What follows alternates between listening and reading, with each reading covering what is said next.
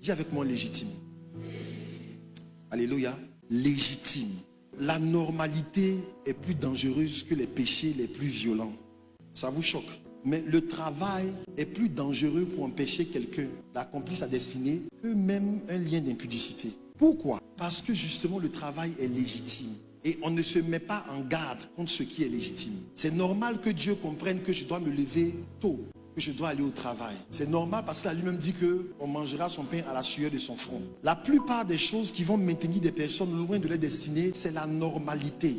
C'est normal que je poursuive mes études. C'est normal que je cherche à me marier. C'est normal que je cherche à accroître mes richesses. C'est normal que je cherche à voyager, à me déployer. C'est normal que je cherche à me distraire, à me divertir. Qu'y a-t-il de mal? Mais la normalité, justement, comme je dis, son piège, c'est qu'elle nous installe dans le confort d'une conscience qui n'est pas troublée. Quelqu'un peut être troublé lorsqu'il commet l'impudicité.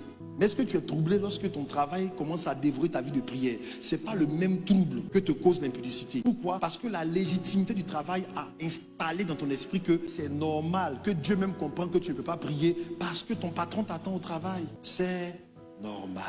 Amen. Fais attention à la normalité. La normalité, c'est le domaine de l'humain. C'est le domaine d'une vie qui est vécue pour la satisfaction de ce côté de l'éternité. Et il n'y a rien de plus puissant pour nous aveugler sur l'autre côté de l'éternité. J'emploie à dessein cette expression parce que je vous annonce que nous sommes déjà dans l'éternité.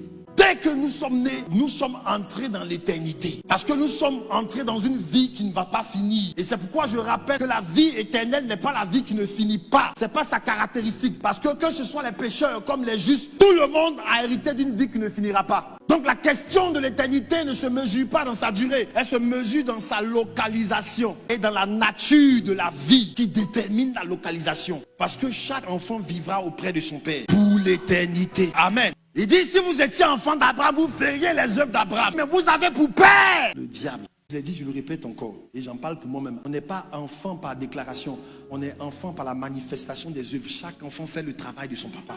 Regarde ta vie. Quel travail ta vie accomplit? Est-ce que ta vie accomplit un travail de division? Alors tu es le fils du diable. Si partout où tu passes, des frères se divisent. Partout où tu passes, des foyers sont angoissés. Partout où tu passes, des gens pleurent à ta suite. Quand ils parlent avec toi, ils étaient heureux. Quand ils sont dans ta présence, ils pleurent, ils sont affligés, ils sont blessés. Fais attention. Tu peux chanter en pleurant. Mais je dis que tu n'es pas l'enfant de qui tu penses être. Amen.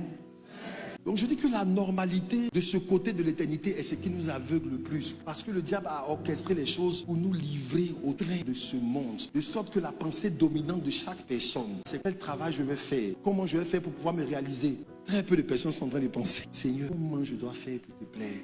Beaucoup, leur pensée principale, c'est comment je dois faire pour attirer le regard des frères, des sœurs. Comment on va me remarquer même? Mon teint n'est pas trop ça. Il faut que j'ai la forme qu'il faut. Et regardez comment le diable peut occuper des personnes pendant des années à réfléchir à comment ils vont faire pour se marier aussi, à comment ils vont faire pour voyager aussi, comment ils vont faire pour devenir un boss dans le pays. Mais c'est légitime, hein? Et les gens qui vont chercher tous les sites, comment entreprendre à partir de rien et en ressortir une grande prospérité. Il a essayé QNET, il a essayé VTC. Partout on dit à l'argent, il est là. Les gens se tourmentent pour s'enrichir. Et je ne parle pas des péchés, hein? Amen. Il a une bonne vie d'église, tranquille. Mais son obsession, c'est je dois réussir, je dois y arriver. Est-ce que c'est mauvais? Non, c'est légitime. Mais le problème, c'est que sa légitimité nous cache quelquefois que c'est en train de nous prendre l'essentiel, de nous arracher à la présence de Dieu. C'est en train d'affecter, d'infecter comme un poison notre prière. Même les choses les plus spirituelles sont infectées par le désir d'humanité épanouie. Des choses légitimes. Alléluia.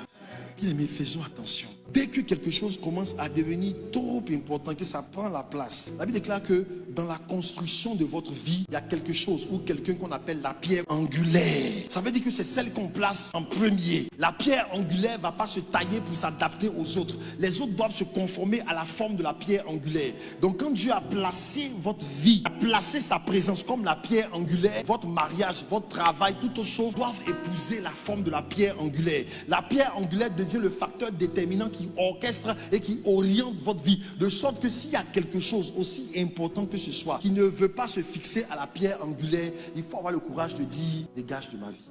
Quand Quand ta vie n'est pas vécue dans la perspective de l'éternité, et que ta vie ne déploie pas l'éternité, la Bible déclare que tu es comme un homme. Il dit, j'avais dit, vous êtes des dieux. Pourtant, vous mourrez comme des hommes, en train de chercher ce que les hommes cherchent, en train de courir après quoi les hommes courent, alors que vous êtes plus que des hommes. Devenir un homme, c'est une dégradation du processus, quitter le piédestal de la position de fils de Dieu, destiné à manifester quelque chose de la vie de Dieu, pour commencer à courir aussi après tout ce après quoi les hommes courent. Alléluia. Je veux nous faire comprendre une chose, je ne parle pas des péchés, je parle de la normalité des hommes. Quand tu regardes ta vie et puis tu cours après les mêmes choses, ton échelle de valeurs, c'est les mêmes choses, la définition du succès, c'est la même chose, la définition de la réussite, la même chose. Tu es sur l'échelle de l'humain, et l'humain est un sous-produit, et c'est une sous-vie par rapport à la vie que Dieu nous a donnée. C'est le fait de réduire la vie de Dieu, qui est la vie Zoé, en la mettant au placard et en vivant la simple vie biologique, la vie bios, alors qu'on a reçu la vie Zoé de Dieu, la vie de Dieu, qui doit produire les aspirations de Dieu, les désirs de Dieu, la puissance de Dieu, le caractère de Dieu.